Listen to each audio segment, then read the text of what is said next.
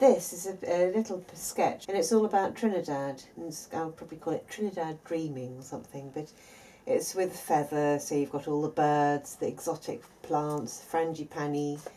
Then on this side, there's either, it could be bamboo or canes, and then on the back, there's a naughty boy with a gun, because there's so much gun crime there, and I quite like the lushness of natural Trinidad against the absolute brutality and the rawness of city life. Port of Spain is a dangerous place because there's a lot of drugs and a lot of street crime and a lot of murders. It's got to change. But you have this lush and savage beauty. It's the whole island. This I'm planning to do for a friend's daughter who wanted me to do a mermaid for her. And I want to have it not as a solid sculpture, but as the mermaid moving through. So it'll almost be like a relief, but all the way around. So that's Adam and Eve under an apple tree before the snake arrives. So they have no knowledge of it whatsoever.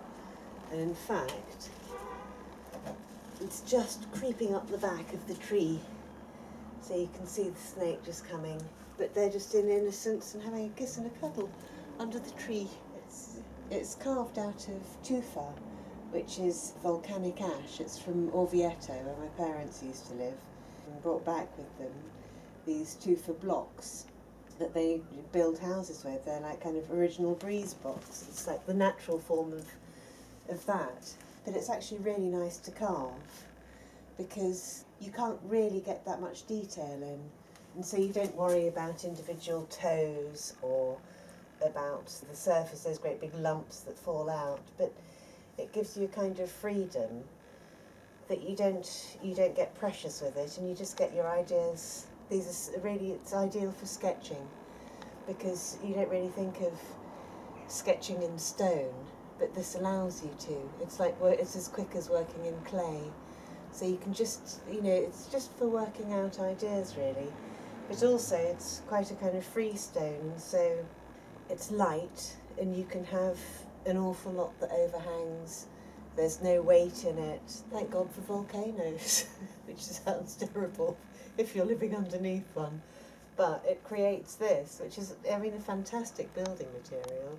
With these two, they're actually made out of the same block. So the backs, actually, you can see where the stone has split. So I sawed it, but they're actually the same piece. So that is the only way that they really, really fit. But the whole point is that they have their armour on, their emotional armour, and so they're trying to kiss each other, but they can't get anywhere close because they're fully armed. They're never going to meet until they take their armour off. I've always been a sculptor, but at the moment I don't get that much time to work on my ideas. It doesn't stop the idea, it's a personal work, and it will continue a lifetime, whether I'm painting and decorating or doing murals or doing animation, whatever it takes to pay the mortgage, I'll do that. But my actual honest work is the sculpture, and I will always do it.